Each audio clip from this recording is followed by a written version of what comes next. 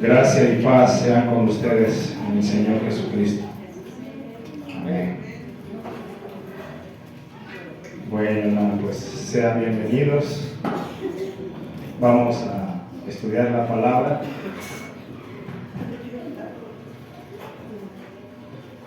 Bien, ¿cómo están?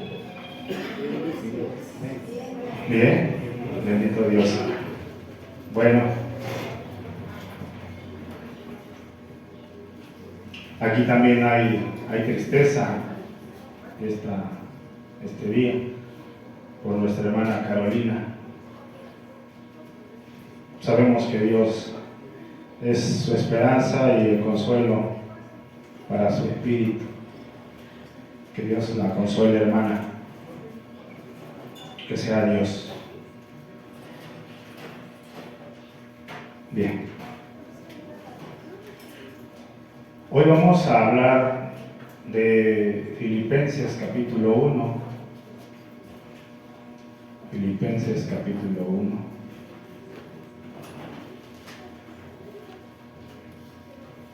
Por favor, si tienen esa carta, vamos a darle lectura. Vamos a leer a partir del versículo 1, del 1 al 6 solamente.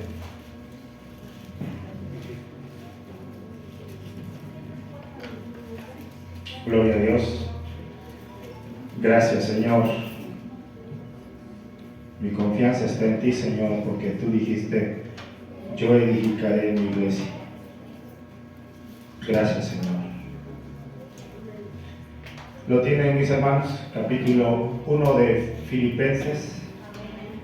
La carta dirigida a los hermanos de aquel entonces. Filipos, ya esa ciudad ya no existe, ahora existe Grecia. Bien, dice las Sagradas Escrituras, Pablo y Timoteo. Muy importante esta frase, Pablo y Timoteo. Amén. Pablo y Timoteo. Luego dice, siervos de Jesucristo. Esta palabra siervos significa esclavos. Siervo de Jesucristo. Luego dice, a todos los santos en Cristo. Quiero, por favor, pedirles que me ayuden. Quiero explicarles este pasaje, lo que significa estar en Cristo. Dice, a todos los santos en Cristo Jesús. ¿Dónde estaban estos santos? El texto nos los dice. Estaban en Filipos. ¿Quiénes más estaban ahí? Con los obispos y diáconos. Versículo 2. Gracia y paz a vosotros de Dios nuestro Padre y del Señor Jesucristo. Doy gracias a mi Dios siempre que me acuerdo de ustedes, siempre en todas mis oraciones, rogando con gozo por todos ustedes, por vuestra comunión en el Evangelio, desde el primer día hasta ahora, estando persuadido de esto, que el que comenzó en vosotros la buena obra, la perfeccionará hasta el día de Jesucristo. Tomen su lugar, mis hermanos. Estaba escuchando un canto, o unos cantos, y dentro de ese canto estaba yo pensando en el mensaje que iba yo a compartir. Y bueno, en ese canto hablaba de la obra que el Señor había prometido, la obra completar. Y dije, ya sé de dónde voy a sacar mi mensaje. Y mi mensaje es eso del versículo 6. ¿Sí? Pero para esto necesitamos ir al pasaje para ir entendiendo de qué trata, de inicio, ¿verdad? Y estamos viendo lo que está tratando el Señor, que vas a encontrar en esta carta, en la carta que el Señor inspiró a Pablo. ¿Qué vamos a encontrar? Primeramente vamos a encontrar a Pablo, ¿no? Al apóstol San Pablo. Y hay algo general ahí en este asunto, porque está Pablo y Timoteo. Timoteo, que fue un fiel colaborador con Pablo, un hombre muy fiel. Y hermanos, esto creo que nos debe animar a nosotros en nuestros días, que el Señor creo que en sus iglesias tendrá gente fieles todavía, gente fieles, gentes que se consideran esclavos de Jesucristo. ¿Por qué esclavos? Bueno, la persona que entiende que es un esclavo sabe que en algún momento no tenía derecho a nada, ¿sí? Y si ahora es esclavo ese creyente, sea quien sea, está reconociendo que un día fue comprado, fue redimido por la sangre preciosa del Señor Jesús, ¿sí? Entonces esa persona se convierte en esclavo primero porque está agradecido. Y creo, hermanos, que esto tiene que ver también contigo y conmigo.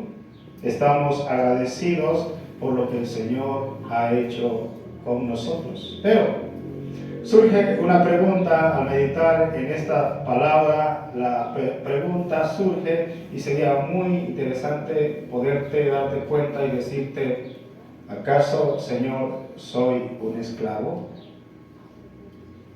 Eso es lo más importante, un esclavo. Esclavo de Jesucristo, ¿verdad?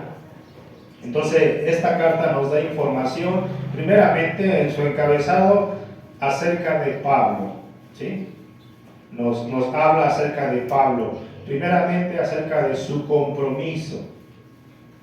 Él tuvo un compromiso, creo que fue un hombre muy importante, fue la persona que rindió su vida al ministerio, al servicio de Jesucristo.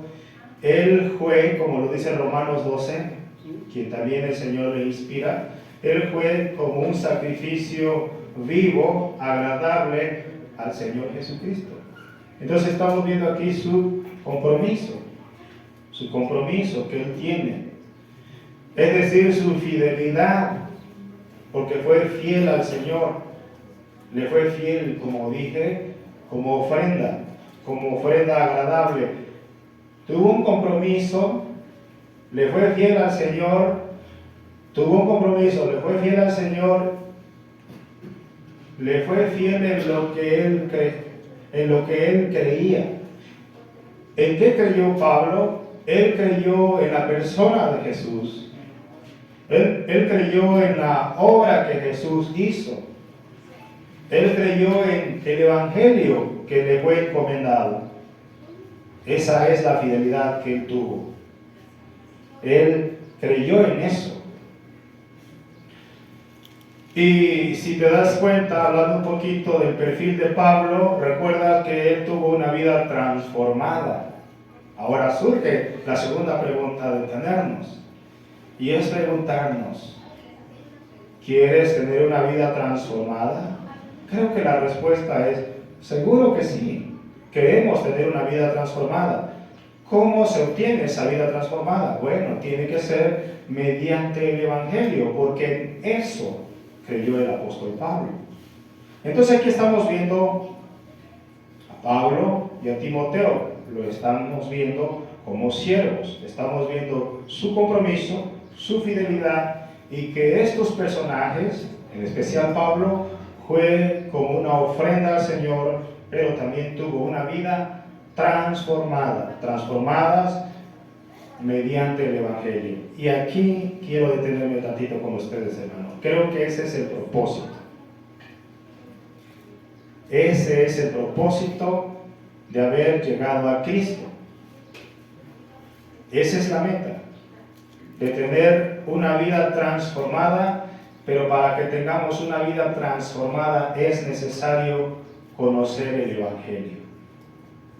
Es necesario conocer a Dios, conocer a su Hijo, conocer a Cristo, y es mediante el Evangelio. Entonces, estamos viendo solamente los perfiles de qué está tratando el Señor a través de esta carta.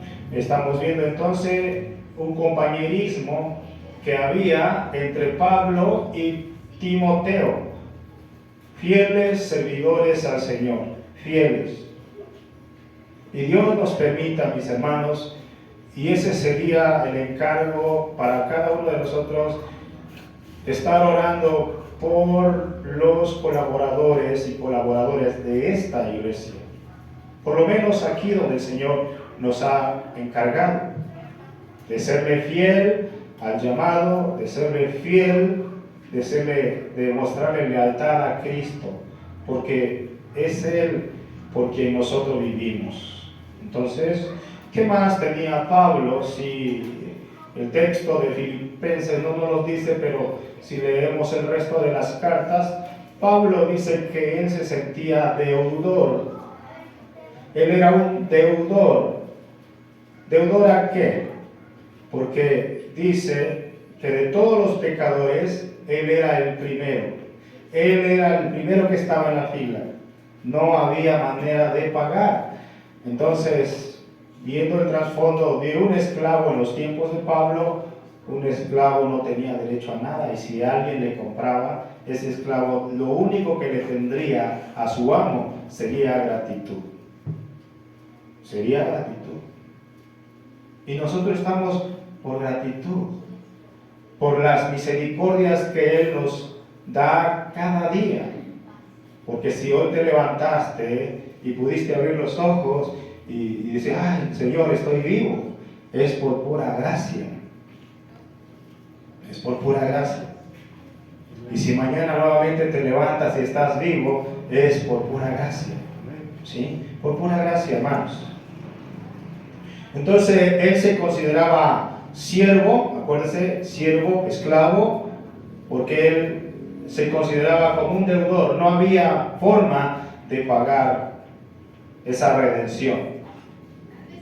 Y nosotros creo que por ahí entendemos este asunto. Nosotros, si estamos aquí, mis hermanos, o si usted busca al Señor y busca su evangelio, yo creo que no le estamos buscando por interés. No, creo que no estamos buscándole por interés, ni estamos buscando porque Él nos bendiga. Fíjense lo que estoy diciendo. No le estamos buscando porque Él nos bendiga, sino porque creo que estamos entendiendo el mensaje de la predicación. Le estamos siguiendo porque estamos agradecidos, porque un día nos dio redención, porque un día perdonó nuestros pecados.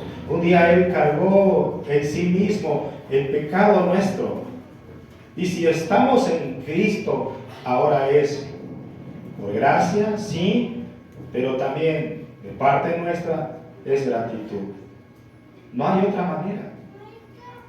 No hay otra manera, mis hermanos, si lo podemos ver de esta manera. Luego dice, voy a seguir ahí, siervo a todos los santos. Pero fíjense esta parte, a todos los santos. El Señor está haciendo una visita, unas salutaciones a través del apóstol Pablo por esta iglesia. Primeramente por esta iglesia, por esta comunidad de creyentes. Algo bien interesante, mis hermanos, que deseo en mi corazón que usted aprenda esta mañana. Algo bien interesante que el Espíritu Santo le pueda dar entendimiento al poder ver estos pasajes que vamos a poner. Dice a todos los santos, muy importante la frase que está usando el Señor a través del apóstol Pablo. A todos los santos en Cristo. Muy importante esa frase. Cualquiera puede decir que cree en Dios, cualquiera puede decir que cree en Cristo.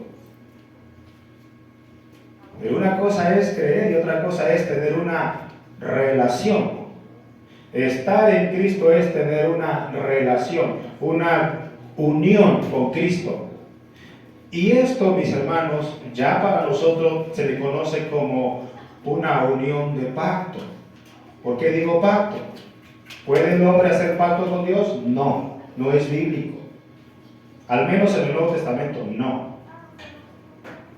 Dios siempre ha hecho pacto, Dios con el hombre. Dios con el hombre.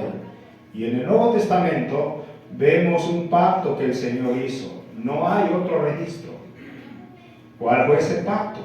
El pacto de sangre, el pacto de redención. ¿Sí? Este es el pacto que haré con ustedes. Este es mi pacto. Recuerda, dice, este es mi sangre. Eso es lo que hizo, redención. Él hizo un pacto con nosotros, con su pueblo. Entonces, dice, hermanos, a todos los santos en Cristo, una unión, ¿sí? Nos habla de una relación de pacto y, por supuesto, cuando tenemos esa relación de pacto, recibimos sus bendiciones.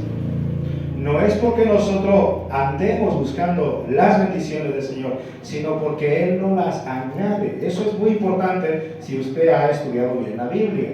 La Biblia dice entonces, buscad el reino de Dios y su justicia, ¿verdad? ¿Y qué va a hacer el Señor? Y como bendición, Él trae añadidura. Eso es lo que hace el Señor. Él añade sus bendiciones para sus hijos. Ahora, pensando bien en los evangelios, dice la Biblia que si nosotros sabemos dar buenas dádivas a nuestros hijos, ¿cuánto más Dios? Ahí no dice, no habla de bendiciones. Pero les pregunto, mis hermanos, ¿acaso no es una buena bendición que el Señor nos haya dado de su Espíritu? Por supuesto.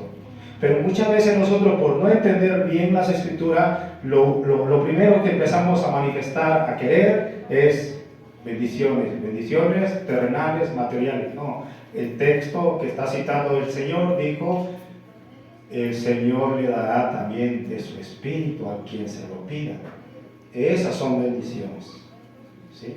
Esas son bendiciones. El problema es que como no estamos muy familiarizados con el Evangelio, pues siempre lo que queremos es lo terrenal, ¿verdad? Pero bueno, vamos aprendiendo. Entonces dice, a todos los santos en Cristo. Muy importante, necesitas estar en Cristo. Y si estamos en Cristo, recibimos todas las bendiciones. Ahora, aquí hay una bendición. Aunque en el pasaje que estamos leyendo no habla de la frase que voy a usar, pero sí entra como una bendición, como una promesa. ¿Cuál es esa promesa? La predestinación. Esa es una promesa también de pacto, ¿sí? Si estamos en Cristo, también hay una promesa, la promesa de redención. ¿Ya fuimos rescatados? Sí. Sí, fuimos rescatados. Pero esta palabra predestinación. Y aquí hay un problema grave. Para muchos hay un problema grave. ¿Por qué? Porque a veces el ser humano quiere añadirle cosas que el texto no dice, haciéndonos pensar que el Señor va a elegir a ciertas personas. Claro, por supuesto que el Señor va a elegir a ciertas personas. Él ya sabe en su conocimiento pleno. Pero nadie puede decir quién sí y quién no, pues quien decide es el Señor, ¿verdad? Él salva a quien Él quiere, ¿verdad? Y Él puede salvar a todos. Pero esta palabra predestinación, tiene que ver con lo que Dios ya ha visto en esta tierra, con lo que Él conoce. ¿Por qué le digo esto? Porque si bajas tantito al versículo 6, entenderás, estando persuadido de esto, ¿qué?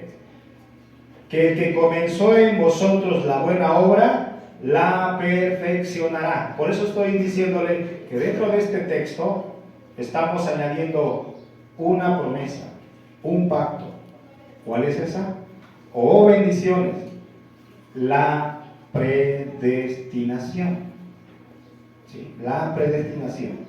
Ahora, ¿qué va a pasar con esto?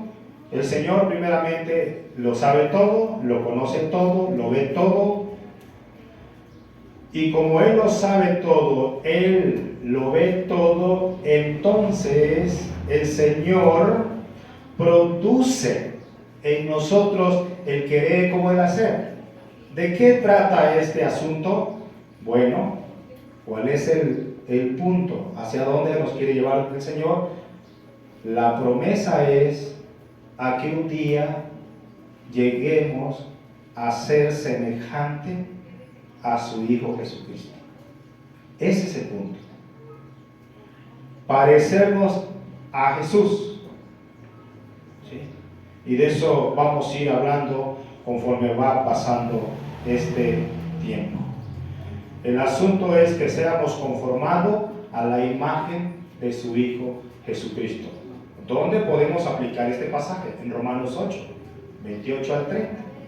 Ese es el propósito de Dios. ¿Bien? Ese es el propósito de Dios. Sigamos leyendo el pasaje. Dice, gracia y paz. Un pasaje muy hermoso. Aunque ya vimos, mis hermanos, tal vez me salté algunos puntos, porque el pasaje del versículo 1 está hablando también de un liderazgo que hay ahí. El saludo es tanto a la iglesia, a los hermanos, ¿verdad? Está tratando de involucrar a todos, pero también aquí hay un grupo de personas que tienen un rol, tienen un funcionamiento de servicio en la iglesia. Vea cómo está completo todo este asunto. Están los miembros y están los servidores del Señor. Ahí. Bien, en el versículo 2, gracia y paz a vosotros. Bien importante esta frase, gracia y paz. ¿Por qué no lo puso al revés el Señor? ¿Por qué no puso primero paz y luego gracia? ¿Por qué puso primero gracia? Gracia y paz. Porque primero, mis hermanos, si no hay gracia, no hay paz. Porque lo que primero hemos recibido del Señor es gracia, don inmerecido.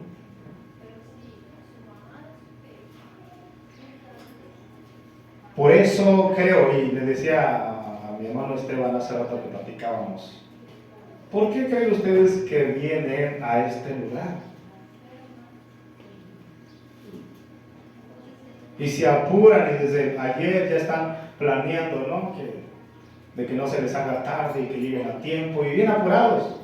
Y ahí venimos, ¿no, hermano? ¿Y qué nos mueve eso? La gracia del Señor, otra vez, la gracia del Señor. Y esa gracia nos trae a nosotros paz. Nos trae alivio en nuestro corazón. Pero ¿por qué? ¿Verdad? Si alguien lo aborda en el camino y dice, oye, ¿y usted por qué va a la iglesia? ¿No tiene otra cosa que hacer?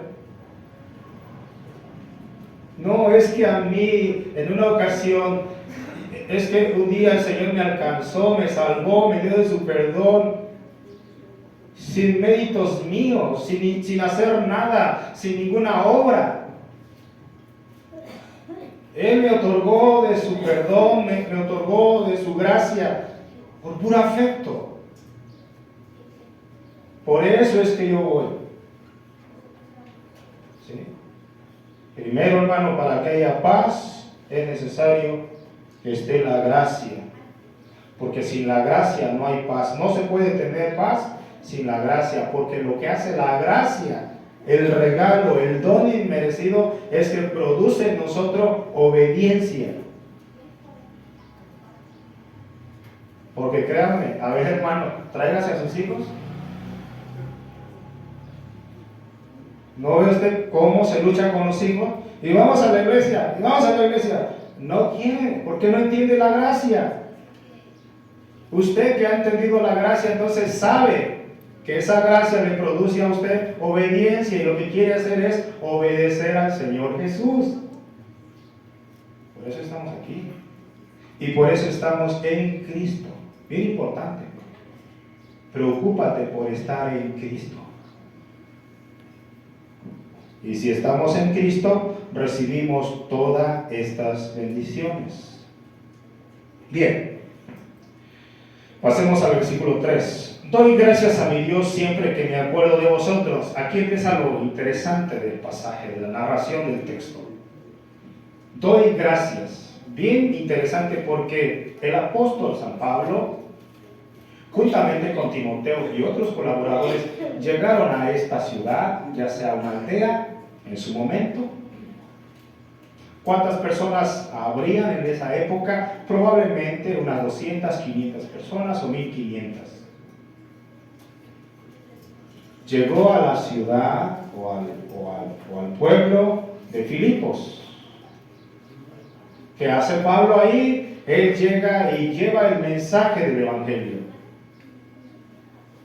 Eso es lo que estamos viendo en el pasaje.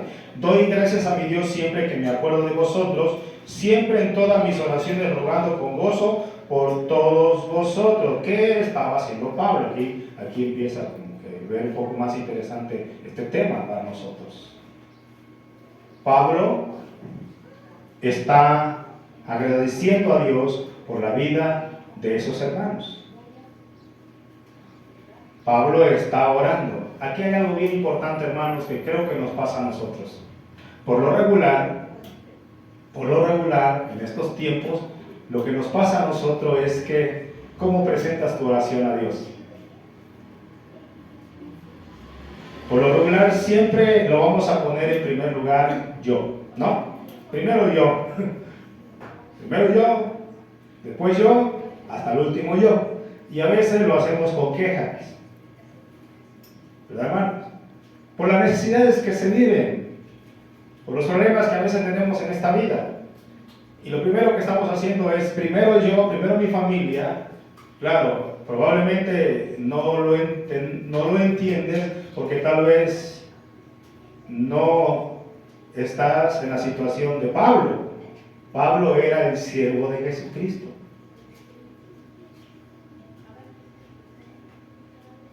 Y hermanos, ese trabajo, este mismo ejemplo que nos enseña Pablo, es para los que sirven, los siervos, los esclavos del Señor. Pero a veces los esclavos, los servidores del Señor, otra vez, primero vamos y hablamos con el Señor y primero le presentamos lo nuestro. Y si nos acordamos que entran los hermanos, ¿no? Por eso decía, a veces primero yo, después yo y hasta el último yo, y por ahí si acaso por la iglesia. No, aquí hay una enseñanza muy buena. Nos estamos dando cuenta que este hombre, Pablo, era un hombre de oración y está presentando a la iglesia, a los hermanos, los está presentando a Dios y les está pidiendo a Dios por ellos. Así que todos los que hoy estamos, hermano, al pendiente, llevándoles a ustedes, esa debe ser siempre nuestras oraciones. Bien, vamos a continuar lo que sigue diciendo el pasaje. Por favor, préstale mucha atención al versículo. La pregunta surge, aquí como que la pregunta es, ¿pero en dónde se encontraba Pablo cuando estaba haciendo esta oración? No estaba en alguna oficina, en alguna casa que él haya comprado con todos los recursos que él ganó, pues era el apóstol. No es como el día de hoy. Estaba en la cárcel. Estaba en problema. Pero ¿cómo dice que Pablo está rogando? Dice que él está rogando con gozo. Con gozo. Está gozoso y le está pidiendo al Señor por estos hermanos. No los está olvidando. Y hermano, cuando uno entiende el llamado, cuando uno entiende el ministerio, ¿sabes lo que más anhelas? Pedirle al Señor, cuando un creyente apenas empieza en el camino, siempre le está rogando que Dios lo mantenga firme. Pablo, en su prisión, se está acordando de estos hermanos, quien él mismo llevó el mensaje de salvación. Los tiene muy presente, Ahora, era una situación muy difícil para Pablo. No estaba en las mejores condiciones. Mas sin en cambio, dice que él oraba. Doy gracias a mi Dios siempre que me acuerdo de ustedes, siempre en todas mis oraciones, rogando con gozo por todos vosotros.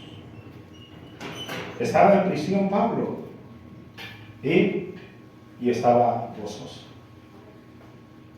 ¿Qué te muestra Pablo a través de esta enseñanza? ¿Qué enseñanza nos deja? En que a pesar de la situación que nos encontremos, te darás cuenta que aquí no vemos ni una queja de parte del apóstol Pablo. Al contrario, estaba gozoso, estaba feliz, a pesar de la situación que estaba viviendo. Hermanos, ¿a dónde nos lleva esto cuando vamos a orar a nuestro Dios? A pesar de las circunstancias que estés viviendo, en tu oración debemos estar gozosos. ¿Por qué? Porque tenemos un Dios vivo que nos ha prometido estar con nosotros todos los días. Bueno, y la pregunta surge, ¿pero por qué nos desesperamos tanto? ¿Por qué nos pasa eso? ¿Por qué con tanta facilidad nos traiciona nuestra cabeza? Probablemente es porque no estamos bien conectados con la palabra del Señor. Aún nos cuesta. Nos cuesta creer lo que dice la Biblia. Son promesas para nosotros, pero nos cuesta creer. Bien, eso significa entonces que estamos madurando. Esa es la meta, estamos madurando. Hay muchas cosas que no entendemos. Porque ciertamente, hermano, a veces de oídas oímos. ¿Sí? Pero lo que el Señor quiere es que tengamos una verdadera comunicación o unión con Él. Bien, pasemos al versículo 5. ¿Cómo era la oración de Pablo? Dice lo siguiente: por vuestra comunión en el Evangelio. ¡Qué oración tan excelente, hermano!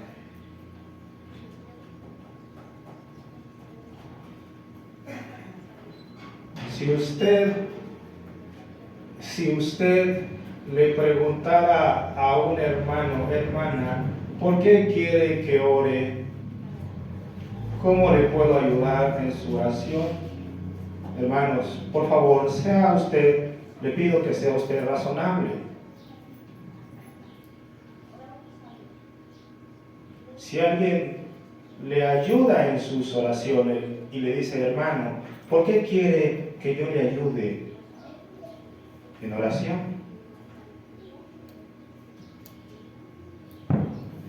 Haríamos una buena lista. Pero en esa buena lista nos quedaríamos muy cortos.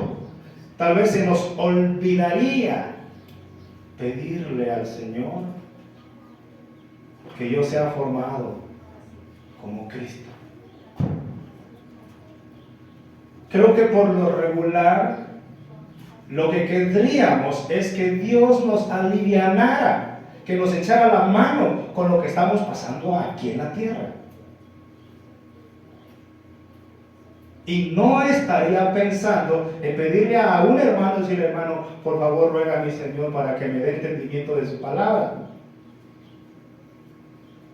Y vea la oración del apóstol Pablo. Pablo en sus prisiones está orando por alguno de sus miembros de la congregación, por alguno de esos discípulos que él había alcanzado. Le está diciendo que Pedro, Señor, sea afirmado, sea arraigado en tu palabra, que crezca.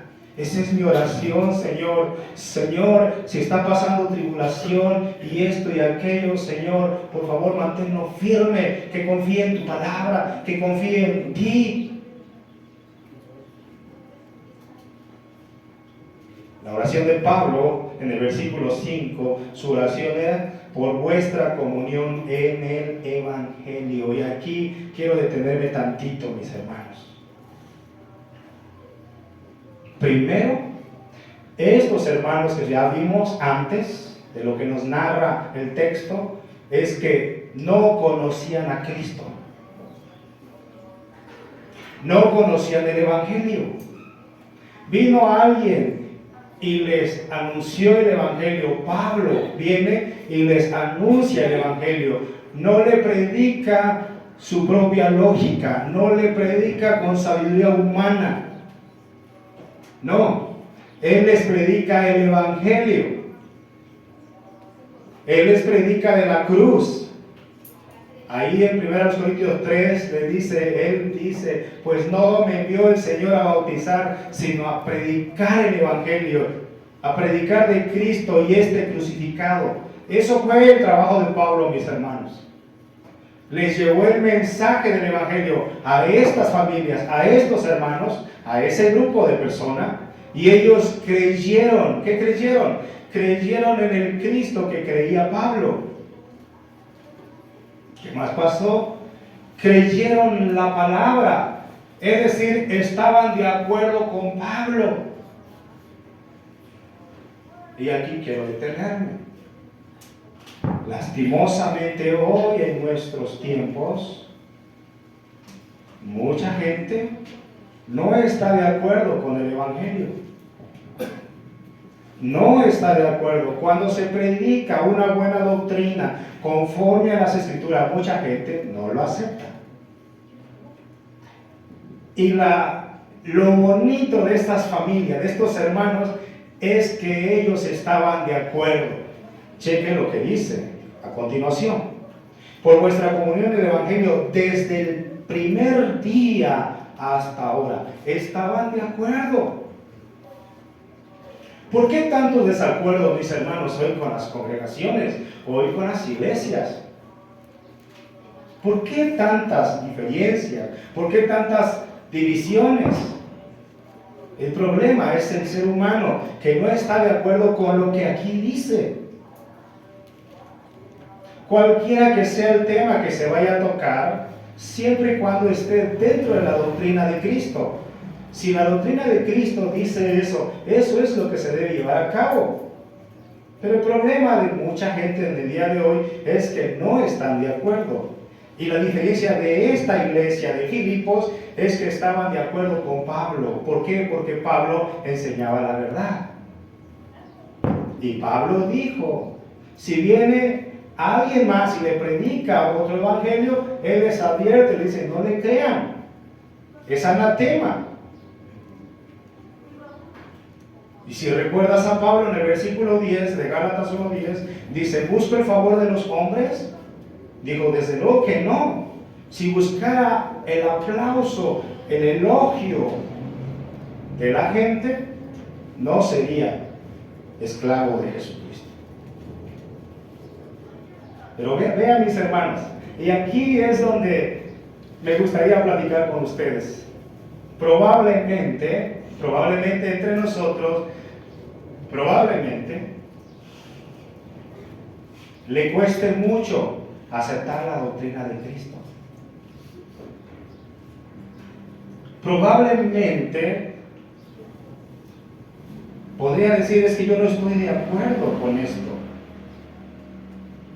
Bueno, estos hermanos estaban en unión con Pablo. Primeramente, estaban reconociendo la autoridad de Pablo como apóstol. Y sabían que sus escritos no era de hombre, sino por inspiración del Señor. Y ellos estaban de acuerdo. Aceptaron la doctrina, la enseñanza que el Señor le da a Pablo. Y ese es el punto, mis hermanos, para nuestros días. No es aceptar cualquier cosa. Es aceptar la doctrina de Cristo. Y vuelvo a repetirles, en nuestros tiempos es muy difícil, porque muchos no están de acuerdo. Tome la doctrina que usted quiera. Una enseñanza muy sencilla que hoy se mueve, hermano, en el movimiento evangélico. Algunas doctrinas que no concuerdan con las Escrituras. Algo muy sencillo, que aquí, hermano, conforme a las Escrituras, es que hemos enseñado, conforme a las Escrituras, que una mujer no puede ejercer el liderazgo de pastor. No lo digo yo, lo dicen las Escrituras. Más sin en cambio, esta iglesia estaban de acuerdo con lo que ellos recibieron de Pablo. El texto dice, desde el primer día hasta ahora, lo aceptaron. Entonces una iglesia saludable, una iglesia, unos miembros saludables, va a prevalecer, mis hermanos, siempre y cuando se arraiguen a la palabra. Así es, mis hermanos. Entonces,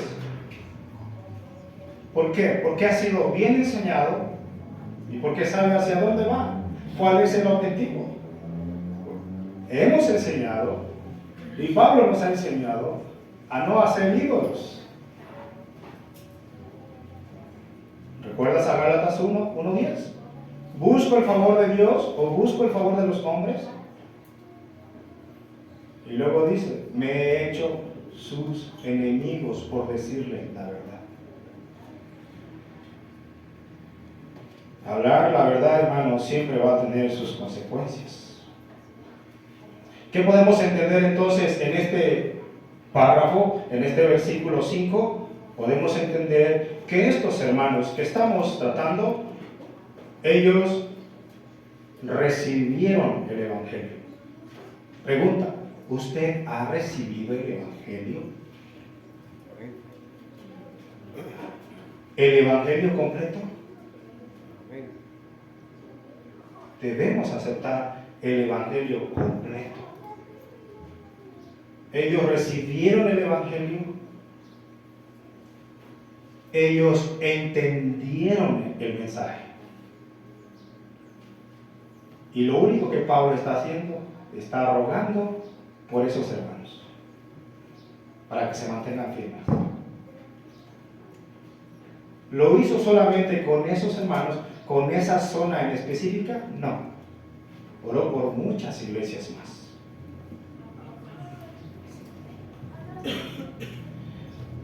Pasemos a nuestro texto, versículo 6. Estando persuadido de esto, vea toda la confianza que tenía Pablo. Y esa debería ser mi confianza. Y la confianza de cualquier hombre que se vaya aquí a poner el nombre de Cristo y su evangelio en alto. Hombre o mujer. Esa debe ser tu confianza. Papá, tu mamá, esa debe ser tu confianza. Por eso es muy importante, hermanos, cuidar la doctrina, la buena enseñanza. Les voy a contar una historia,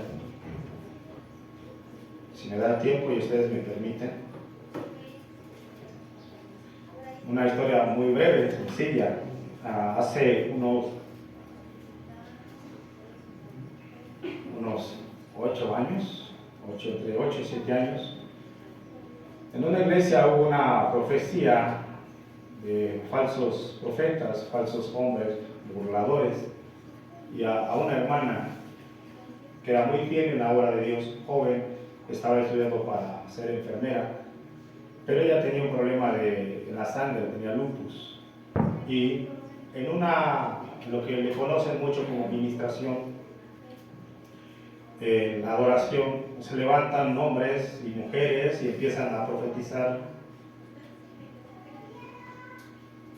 Y se levanta un personaje y le lleva el mensaje a esta familia. Bueno, esta familia, hermanos, viven ahí cerca de donde está nuestra hermana Blanca, y son mis vecinos. Ellos llevan más de 20 años en el Evangelio. Y muy fieles, todos, los dos muchachitos, la finada hermana, que creo por supuesto que ella está con el Señor. Y toda la familia muy servicial, hermanos. No faltaban los servicios. Los muchachos tocaban en el grupo, tocaban muy bien la guitarra. Van a un evento de eso donde hay campaña de sanidad y milagros y todo esto. Y empieza el hombre a hablar. Y yo no sé si conocían a la persona, a la familia. El hombre le manda pues que una profecía de parte de Dios, y le dice: el Señor te dice, a ti te dice el Señor, a ti mujer. ¿Por qué estoy diciendo esto? Porque es lo que el papá a mí me dijo. El Señor te dice que Él te va a curar, que desde ahora estás sana y que dejes de tomar esos medicamentos, porque el Señor te va a sanar. ¿Qué cree que pasó? Dejaron el medicamento, dejaron el tratamiento que estaban llevando. La muchacha duró 13 meses, de repente se hinchó tremendamente como un globo y murió. ¿Cuánto tiempo le estoy hablando de esto? Hace 8 años, 7 años. Le digo una cosa, esa familia se destruyó. ¿Por qué? Por un falso evangelio, por una mentira. Pero ¿sabe cómo se las quita a estos hombres? Fácil. Como no tiene cómo sustentar lo que dijo, le echa la culpa a los demás y dice: es que no tenías fe, es que no oraste con fe. Bueno, eso fue la respuesta. Platiqué con estas familias, lamentablemente se divorciaron, hubo adulterio, los muchachos andan en el mundo por un falso evangelio. Debemos tener mucho cuidado, hermanos, lo que oímos, si está de acuerdo a las Escrituras. Si no está de acuerdo a las Escrituras, no tenemos por qué hacer caso. Bien, solamente era algo. ¿Por qué dice el texto? Estando persuadido de esto, que el que comenzó en vosotros la buena obra la terminará. Pablo tenía confianza. ¿Confianza en quién? En Dios. Porque Él es el que produce, Él es el que va a terminar su obra. Eso lo debe usted entender, mis hermanos. Él va a terminar su obra. Porque se trata de Dios esto, hermano. Esta obra se trata de Dios. Tu vida la cuida el Señor, la cuida el Espíritu Santo, te guía el Espíritu Santo. Pablo dice: tengo confianza en que mi Dios va a terminar su obra completa, buena obra, plenitud. ¿Recuerdas por qué Pablo tenía confianza en esto? Porque Jesús dijo: consumado es. Juan 19:30. Consumado es perfecto, está terminado, está todo hecho. Consumado es. Dice: el Señor prometió esto, el Señor lo va a terminar. Va a acabar su obra está terminada. ¿Cuándo? Pablo nos sigue dando luz aquí en el pasaje, estando persuadido de esto, de que comenzó en vosotros la buena obra, la perfeccionará. ¿Cuándo? Hasta el día del Señor Jesucristo. Y por cuestiones de tiempo, hermano, me quedo corto. Pero dice: hasta el día del Señor. ¿Qué es ese día del Señor? Bueno, breve, se lo voy a explicar breve. El día del Señor en el Nuevo Testamento, el día del Señor, viéndolo a futuro, es el juicio del Señor. Viéndolo a futuro. Aunque esta parte no es un texto escatológico que hable de lo porvenir, pero dice hasta el día del Señor. Primeramente, viéndolo hasta el futuro otra vez, habla del juicio del Señor. Pero antes del juicio del Señor, recuerda que hay un retorno. Y ese retorno no tocará piso el Señor, sino que vendrá en las nubes. Primera Tesalonicenses dice que el Señor con voz de mando, con trompeta de Dios, y probablemente el encargado de hacer esa ejecución sería el arcángel Miguel. Con trompeta, dice, con voz de mando. ¿Qué va a hacer? Vendrá el Señor y se llevará los restos, los que estén sepultados. Recuerda que el alma está allá. Hay una separación cuerpo y alma.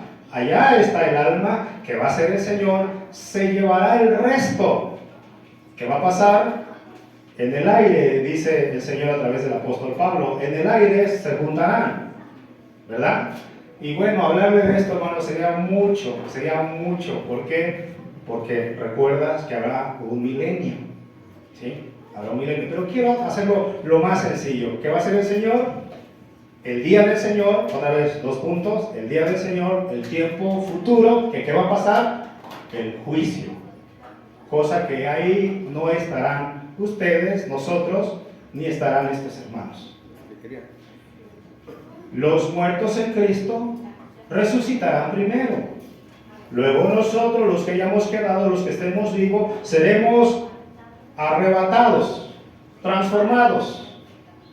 Otra vez, ese retorno, ese día del Señor, vendrá en las nubes, sacará los restos que están acá abajo, los llevará y habrá una transformación. Habrá una transformación. Dice, hasta el día del Señor. Me gustaría terminar mi pasaje como conclusión, 1 Corintios 15.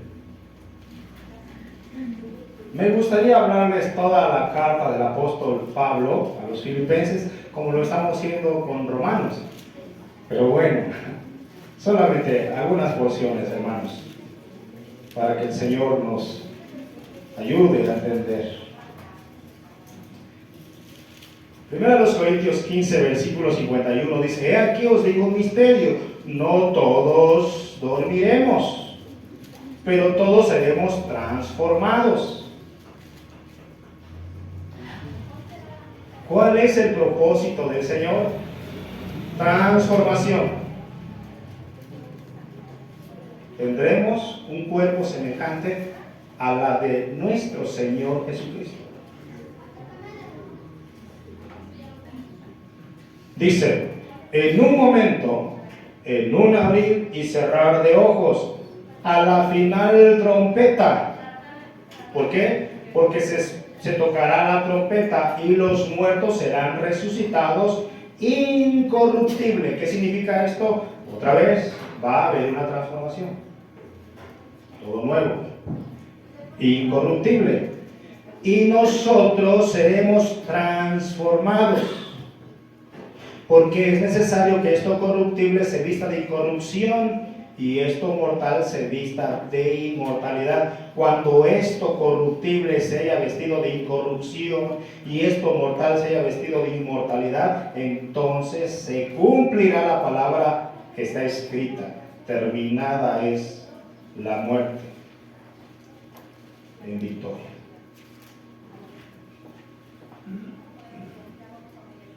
Pablo está diciéndole a estos creyentes: primero, doy gracias a Dios. No habla más qué petición era, pero gracias, Señor, porque salvaste a Nancy, salvaste a Norma mediante la predicación del Evangelio. Señor, mi oración es que un día Tú nos lleves en gloria. Yo los pongo en tus manos. Mi confianza está mi descanso está en lo que tú dijiste. Tú comenzaste la obra, tú la vas a terminar. Tú la vas a terminar.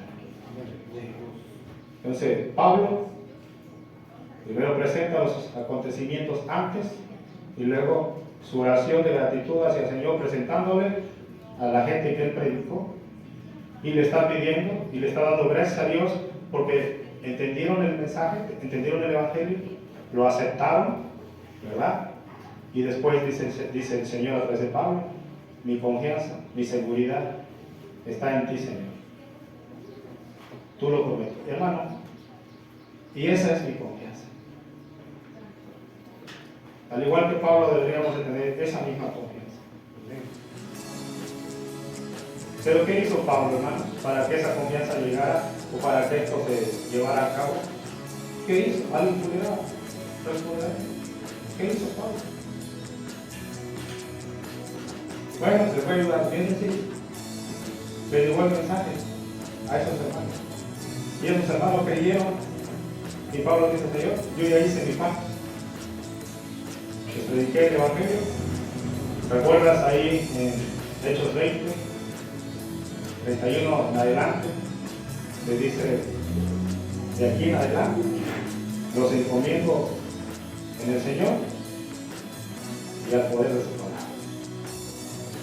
Y es eso, hermano, cada vez que venimos a este lugar, o sea donde seas que prediques la verdad, tengamos esa confianza. El Señor está haciendo su obra. No te desesperes.